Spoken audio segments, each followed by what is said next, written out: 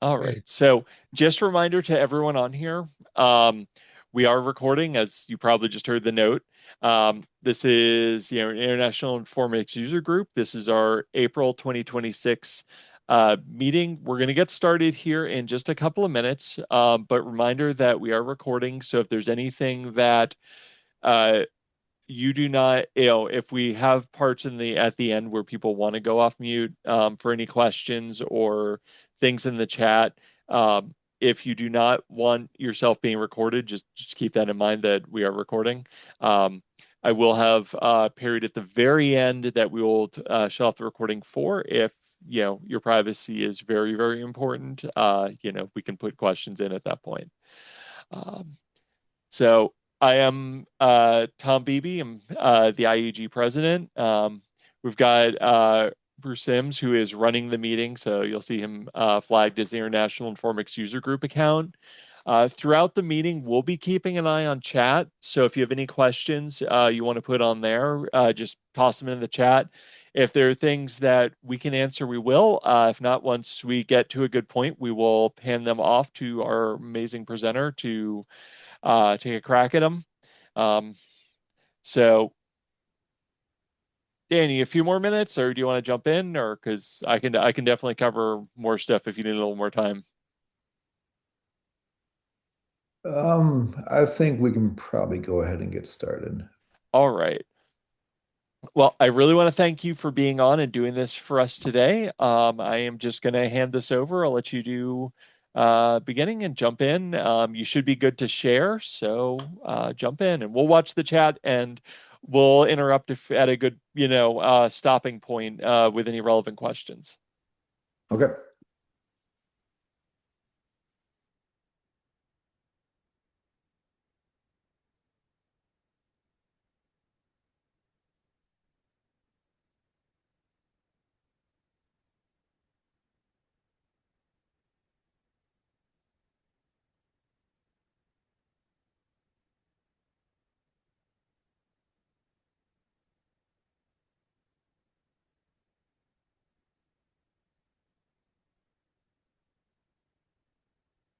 All right. Am I sharing?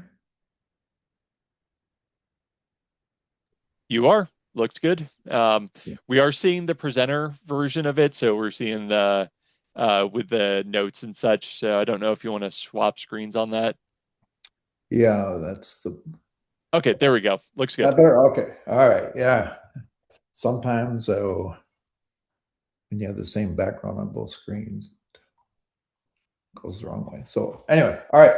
So welcome everyone. We're going to give I guess an overview. I won't necessarily call it a deep dive at this point into the IBM Informix Kubernetes containers offering.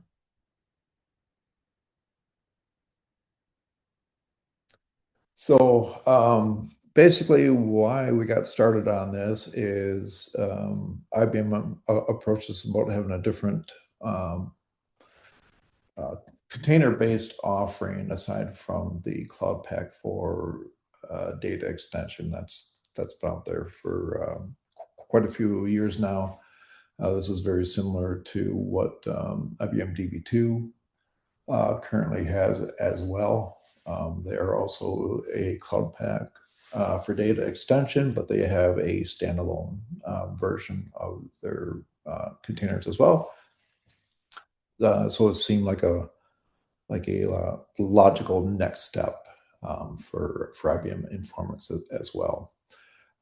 Because we are developing and distributing within the IBM framework, there are specific requirements that everything has to be fully vetted on Red Hat OpenShift as the default platform, but that doesn't mean that the same offering can't be made available, can't be deployed to other Kubernetes environments. But because of the other work that I'm currently doing, what you'll see today will be a demonstration within the Kubernetes environment. gotta get rid of a little.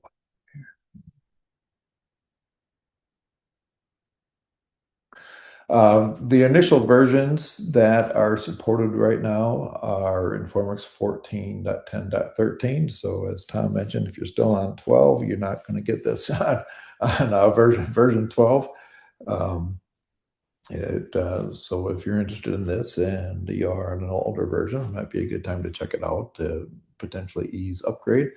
And also 15.0.1.0, but it's actually um, fixed pack 3 within 15.0.1.0. Just the naming constraints within case bundles and other packaging tools don't allow for that fifth digit. That has it hasn't changed, but the actual version numbering has changed, beginning with 15.0.1.4, which that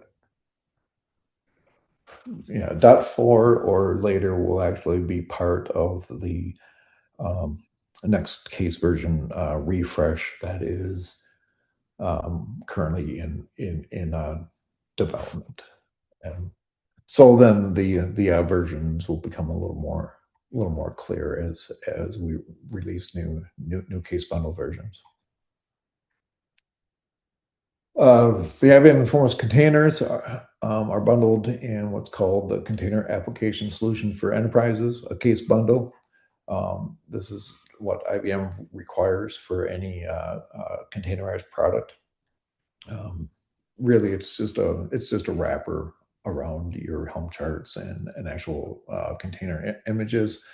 All of the container images and cases are published to the IBM container registry. The cases are also available via GitHub. There's a Cloud Pack GitHub repository that can be used for downloading the cases, and that will allow you to basically install the Helm charts to your Kubernetes cluster.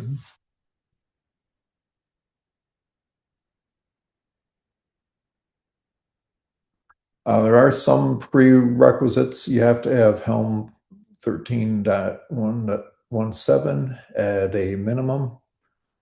There does need to be a S3 compatible storage class. Some examples of that are NFS, Portworx, Rook, a valid TLS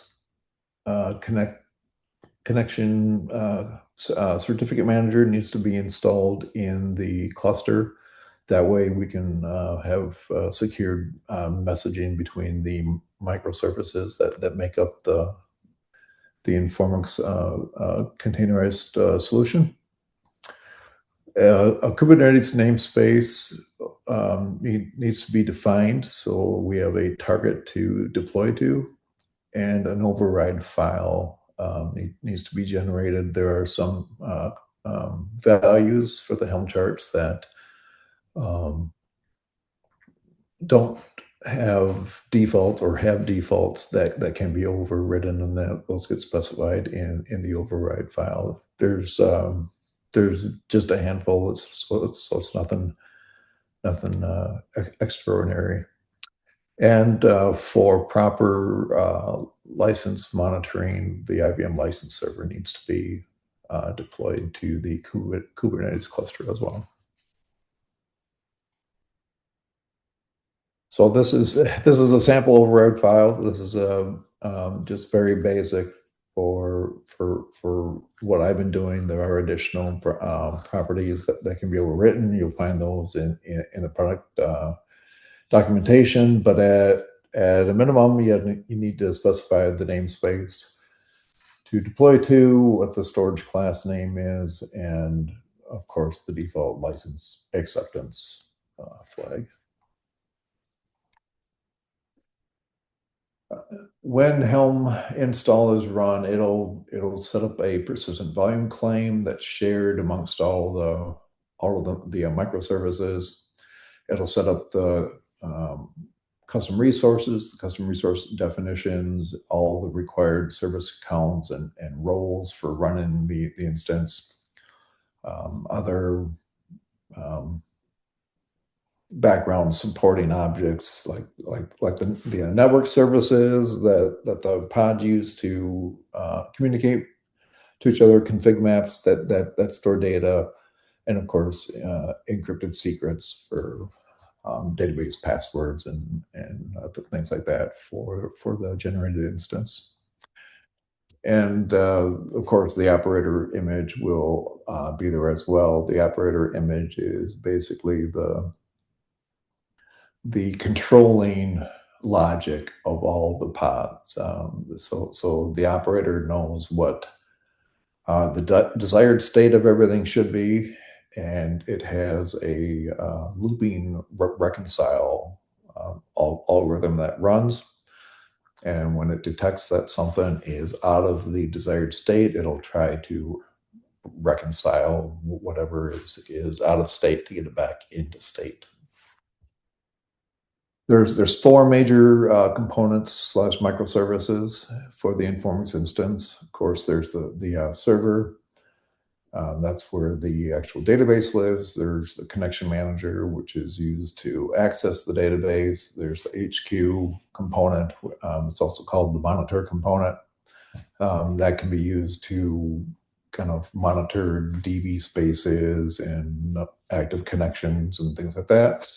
And there's also a wireless component for any external REST-based operations that may be coming into the instance from an outside application.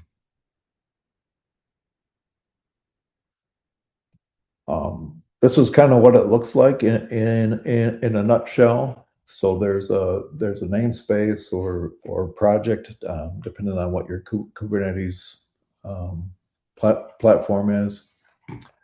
As I mentioned, there's the Informix operator pod. The Informix operator pod, once it gets deployed through hem install, will create two stateful sets. The stateful sets then create the pods for the Informix server instance and the connection manager instance. It also creates two deployments, and those deployments start the monitor pod and the wireless pod. As I mentioned before, there is a shared persistent volume claim. All of the pods have access to that and will store their configuration data. All of the DB spaces for the database instance are also in that shared persistent volume claim. And that claim will actually persist if the pods were to restart, or if you were to set up a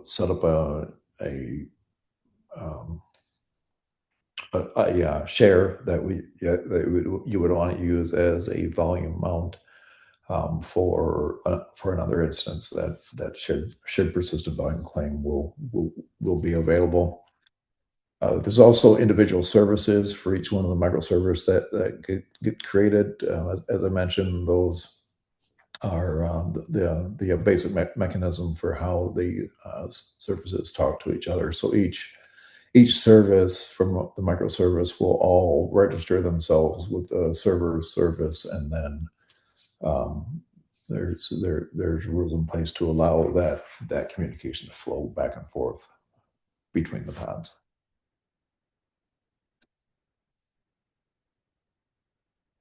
Okay, and with that, we're gonna see if our demo environment will be covered here.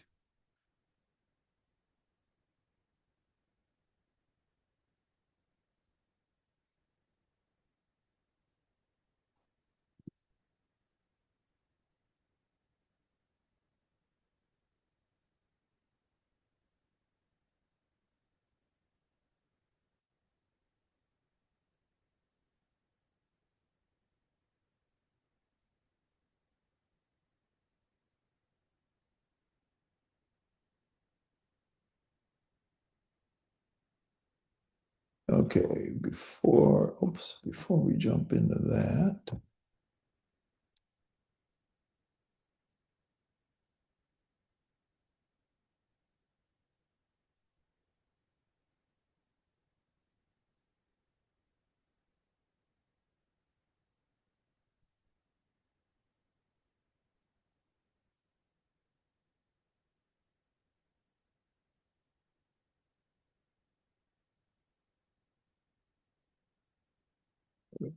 as I mentioned, so there is this GitHub repository that exists. This is a public repository. This is where all non-entitled case offerings um, get deployed, and it's a mix. So there's the Clubhack for data extension cases, but the case we really care about is the IBM Informix standalone case. There's two versions out there. Version 1 is for Informix 14, and version 2 is for Informix 15. Um, Sorry about the mismatch in names. That's just one of the rules that we need to follow for publishing these bundles. These are over a month old right now, so they will be getting refreshed here in the near future for CVEs and also to pull in the latest set of fixes from the Informix team. So to actually use one of these, you would go in and you would just download whichever version that you are interested in using. We're going to download version 2 just because it's the newest. That'll get saved to your system. I'm hoping everything's still being shared. Coming through good. Excellent. So on your system, you'll untar that case bundle, and this is sort of what the contents look like within that case bundle. Now, depending on which environment you're going to run in, whether it's OpenShift, so some version of OpenShift, I think there's OpenLight and a couple other things that Red Hat has been putting out, or if you're doing something like Rancher, there's a couple differences in what needs to be done prior to deploying that. So there's a specific role that's needed that has additional privileges for OpenShift that'll be in the bundle, and OpenShift also requires a security constraint context, and those both need to be deployed to the cluster before you actually install the Informix charts.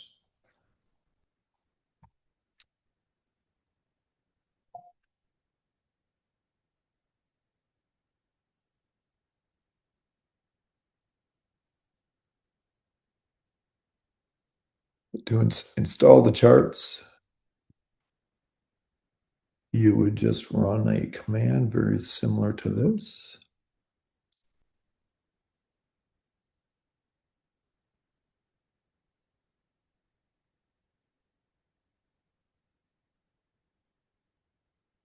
So there's a few components to this command. So basically, you're telling Helm that you want to install something. This is your user supplied product name. I just use a v15-case because that's what it is. The next part is the path to the Helm charts, which come from the inventory directory here, from the expanded case bundle, the namespace or project you're deploying to, And then of course the override file. And I already have an instance running in here, but basically once it runs, and you want to see if it exists, this is in a different namespace, but you would just run a Helm list on that particular namespace, and it'll tell you that your application is deployed.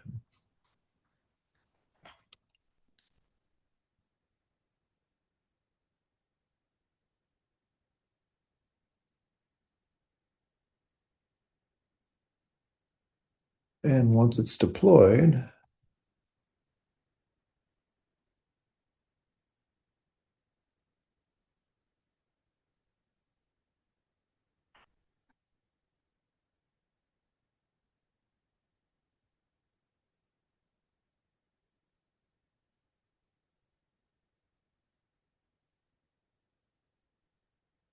these are the primary resources that you'll see. And you can get the same type of listing through your control or OpenShift command line tools as well. There's the controller manager. Like I said, he's the boss. He runs the show. He tries to make sure everything maintains in the desired state. By default, two instances of the connection manager and server will be created. I've only got one running right now because of the previous alluded to issues that sprung up about 15 minutes here before the call started. There's the monitoring pod that runs Informix HQ connected to the server, and there's the wire listener pod. As mentioned, there's a persistent volume claim out here that all of the shared data gets stored to, including database tables live there. Things like onconfig, the encryption at rest files, basically everything that needs to run the instance ends up being put out into the persistent volume claim.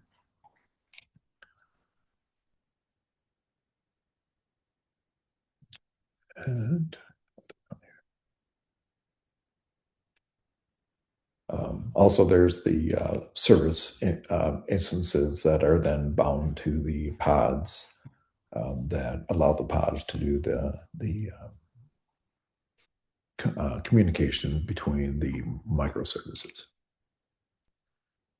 By default, when Informix is deployed, it's going to automatically deploy the developer installer edition. So if we check out here, this is going to tell us that this is running 14.13 DE.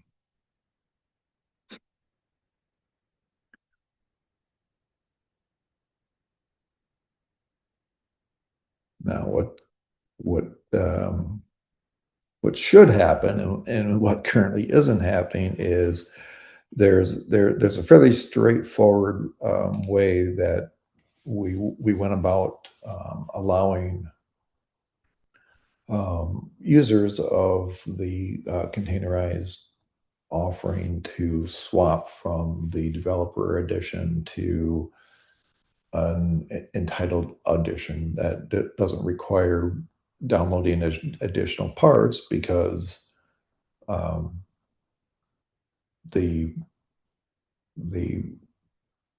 premise is that since this is an offering that is provided to customers that have already purchased IBM Informix, they already have the parts that they're entitled to. So there's really no reason to go fetch them again and set up entitlement keys and things like that. So the way this is supposed to work is in the persistent volume, there is a specific directory out here called entitled jar. And what needs to happen to get the entitled jar out there?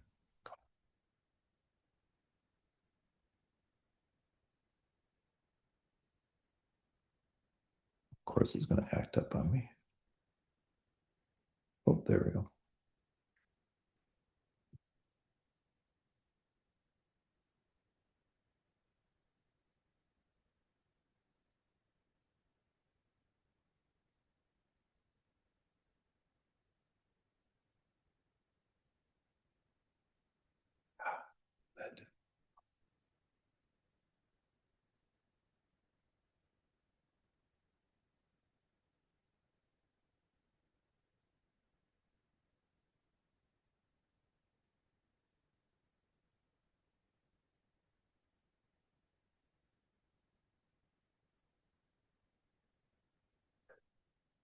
Basically, you use your Kubernetes command line environment to copy your entitled jar that you have through your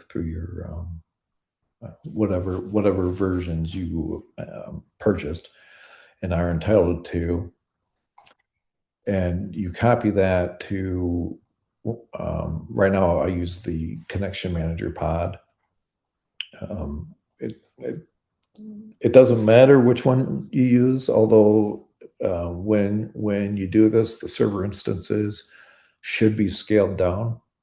That's why I use the connection manager instance. But since the persistent volume claim is shared, um, all of the pods will see it when they scale back up. So here we're just taking our local copy and we're um, copying that into one of the connection manager pods in that special directory. And then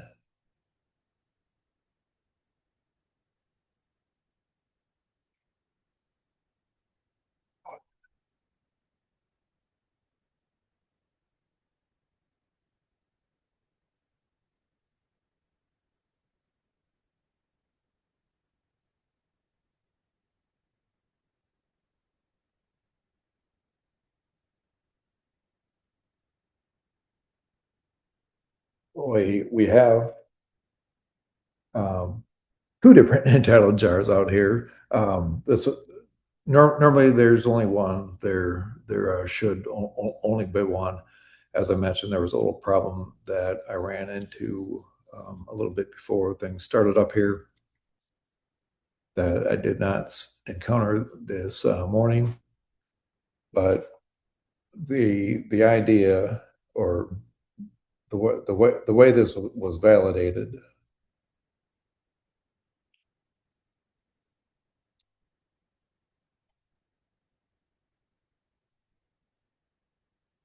There.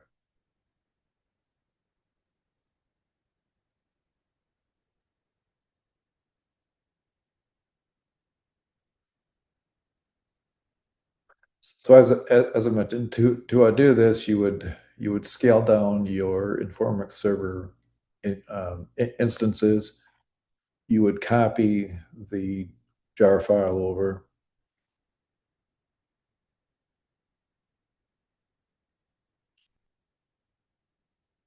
and then you would scale your instances back up.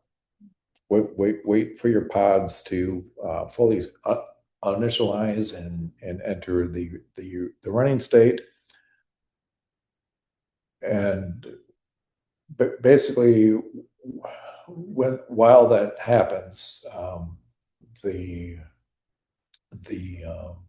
custom scripts that exist in the server pod detect that the entitled jar is out there and it runs that jar as part of the um, edition installer versus the default developer edition. And then after on init runs, then when you go in and issue your onstat command, it should show that you've switched from the developer edition to AEE or WE or EE, or there's a few other flavors out there of entitled um, editions. But that is the part that currently stopped working. Just of course, just a few minutes before the demo. Most of the time when I see that happen, it's because of a version mismatch between the checksum of the edition installer and what the Informix server instance that's running is actually expecting. Um, I know I got a lot of versions of these things floating around, so it's very possible that I pulled in the wrong binary. Um, Hopefully that's not a common thing that we would people will encounter in the field. Um, of course, it just seems to happen during demos. Okay, so all these guys should be started.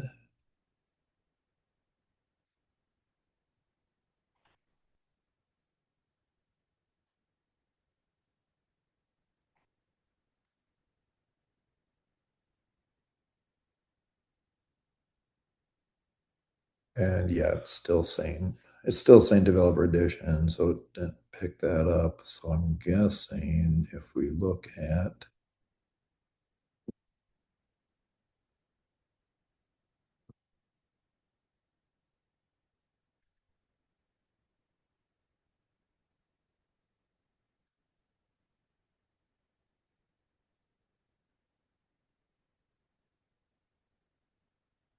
oops.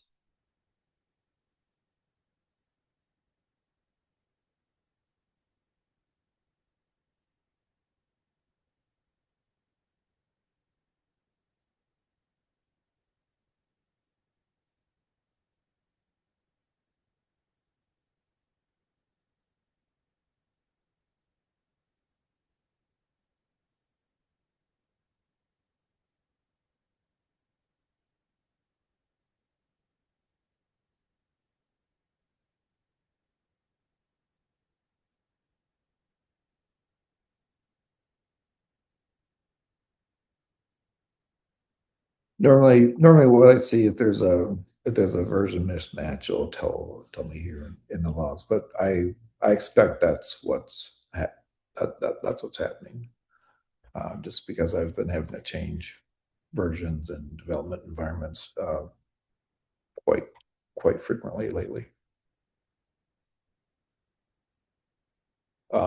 So and then once the instance is up and running, there's documentation on how to access the node ports that these pods are running from. Those node ports can then be used to configure a proxy route in your cluster, and then that'll allow external clients like dbeaver or other tools to do the JNDI connection into the running instance, and you'll be able to access things. That we don't currently have that configured into the charts right now because there are some fairly significant differences in what needs to be done between running in a Red Hat cluster versus uh, just a standalone vanilla Kubernetes cluster. That is something I intend to work on in a future version.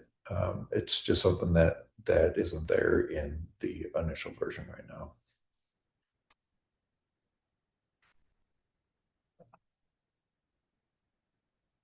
Okay. And with that, I believe we can open things up for questions.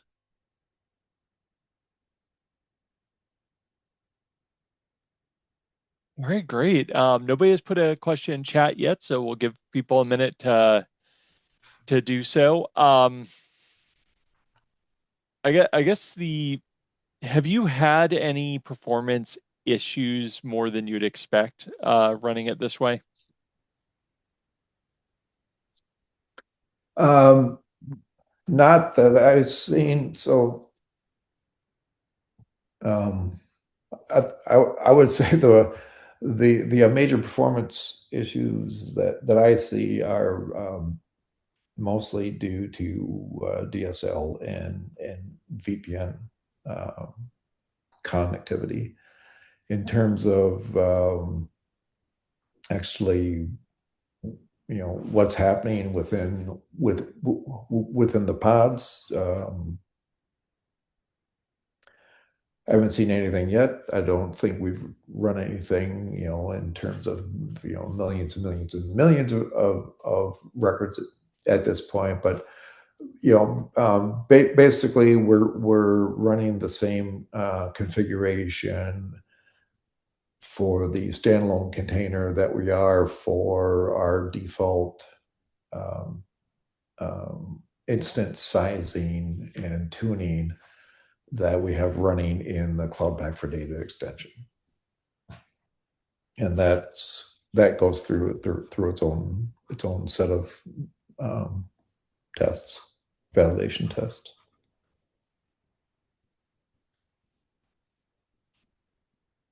Great. Anyone, I appreciate it and appreciate this. I am personally very excited. I am going to have to figure out how to get the environment set up to play around with this. So, um, yeah, this is of interest for me. I am not a Kubernetes person, but it is on the to learn list because more and more places are adopting them. So, I guess anyone else want to any questions, any thoughts? I'm actually very curious on if anyone is running this in production already or anything similar. All right, first question is, what is the performance difference compared to shared memory versus socket connections? Do we have a way to set up with TCP no delay settings to the database server?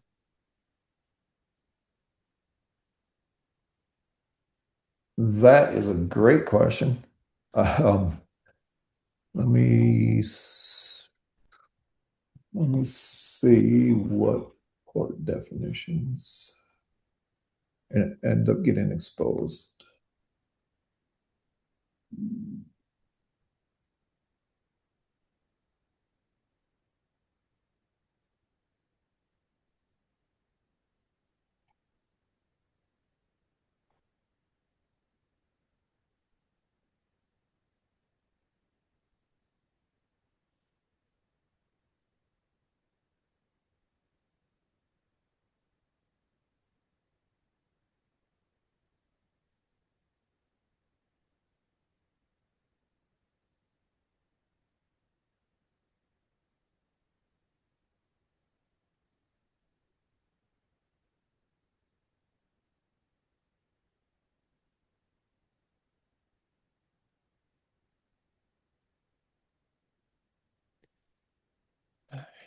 Taking a look now.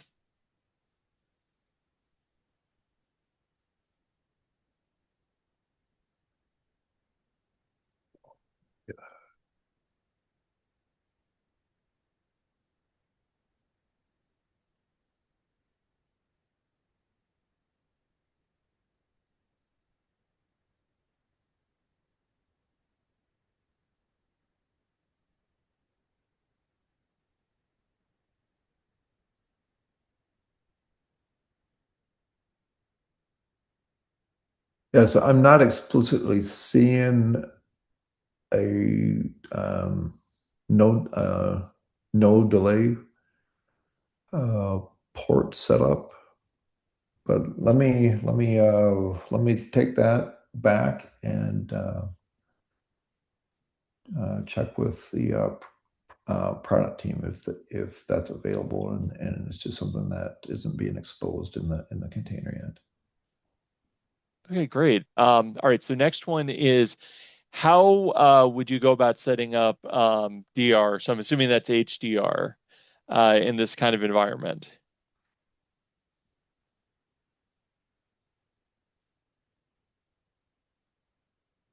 Um, there's a couple different ways, and it depends on if you're talking about distributed versus regional versus multi-regional. Um, but ideally, and we're not all the way there yet. Um, ideally, we would have a redundant volume claim that gets synchronized between two different clusters, and then the clusters themselves would have to be um, set up in a domain that allows failover from one to the other. As I mentioned, it's not there yet. It's something that I know does come up. Right now, you would basically have two different clusters running on different hardware, using a volume mount to a persistent volume. Then basically you could share that the database data then between those two clusters through a volume mount. That's kind of like step one for HDR, but I know it needs to go out onto a larger scale and of course deal with multi-regional geographical type deployments.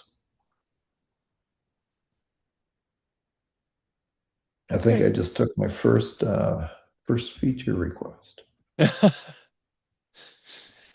Because it really is for this kind of environment is having the, you know, uh DR, option is one of the biggest things with this kind of setup. So yeah, that would be fantastic.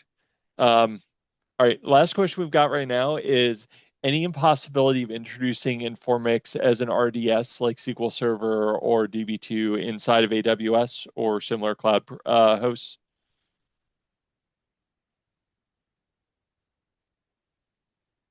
which might be a Karen question. Yeah, It that might be a definitely little is. more on the business side, but Yes, that definitely is. And I did put in the chat to please enter that and upvote it if customers want that. It's a great idea, but we need it. We need to track it in that's the um, feature request database and for IBM. So that would be a great thing to put in there. And then share it to your friends and have them upvote it. So So again, there's the data and AI ideas, IBM.com. The general we generally include on the monthly insider a link to feature requests. So Mhm.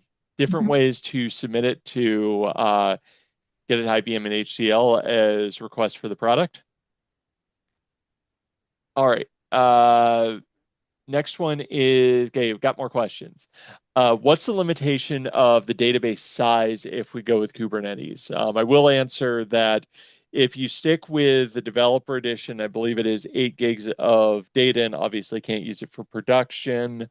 But are there any technical limitations for the actual size of the database, either in storage or in terms of memory or anything else that would be a limit?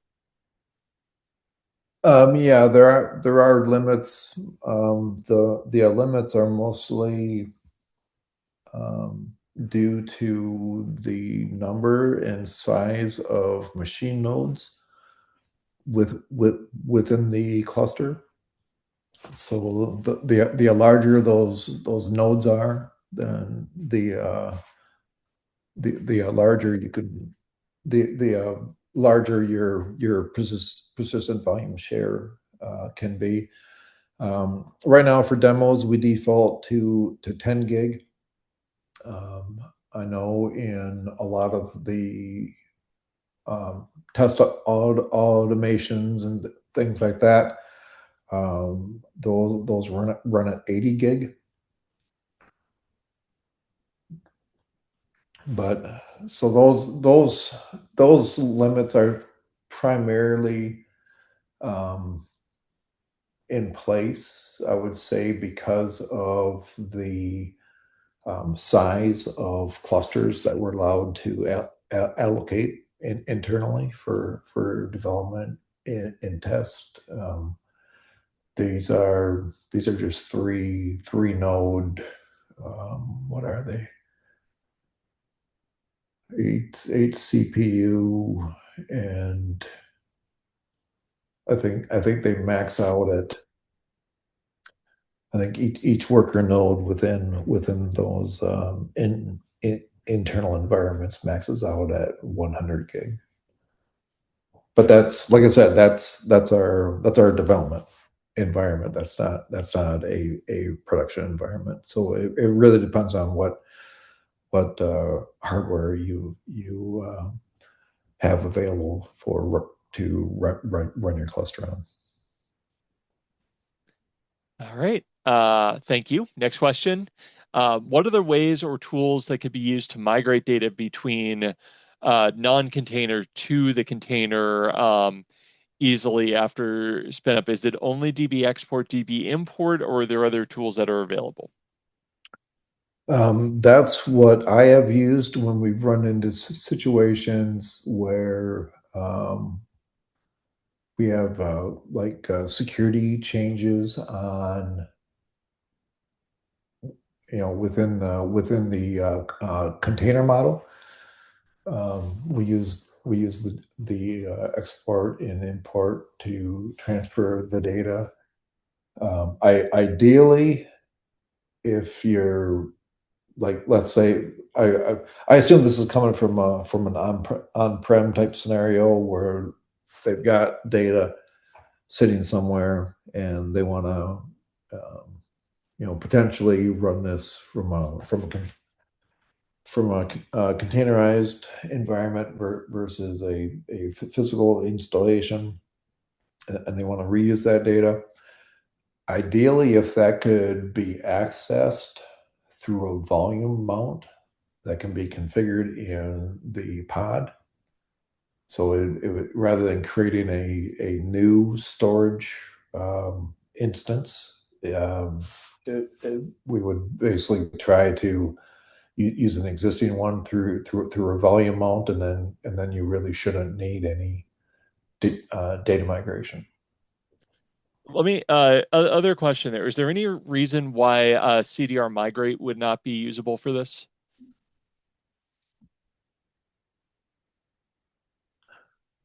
Other than it's something that I haven't tested myself, um, that to me that would be the only reason.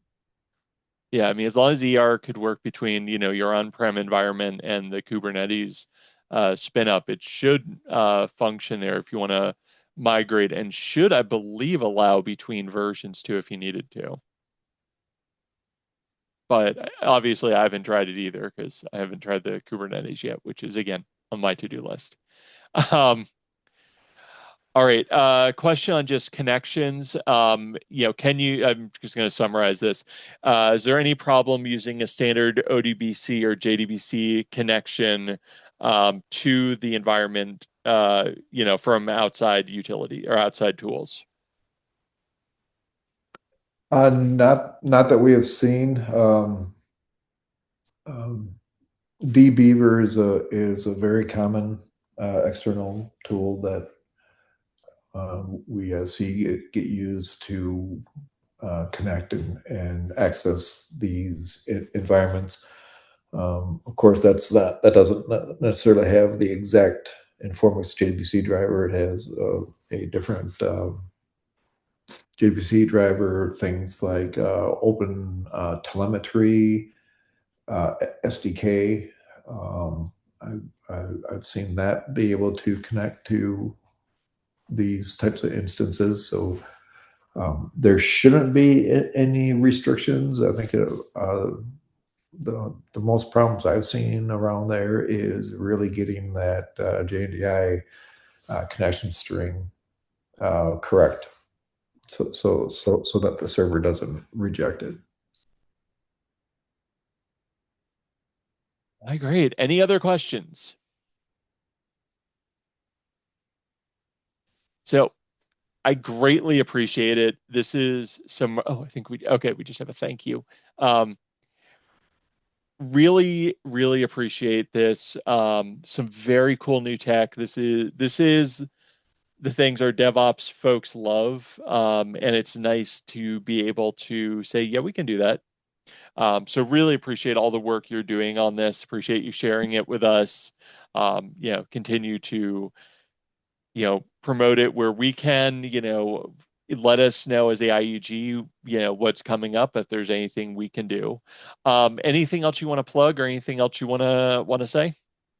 Yeah, Karen, is there a do we have like a forum um, that gets monitored or things like that for questions around these offerings, or is it through a different mechanism?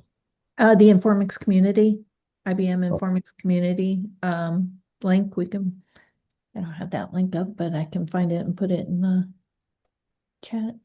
Yeah, and if you go to the IUG website, we've got a Yes, it link is to it there from there. too. Yep. Perfect. All right. Well, thank you very much. I'm gonna go ahead and stop the recording here.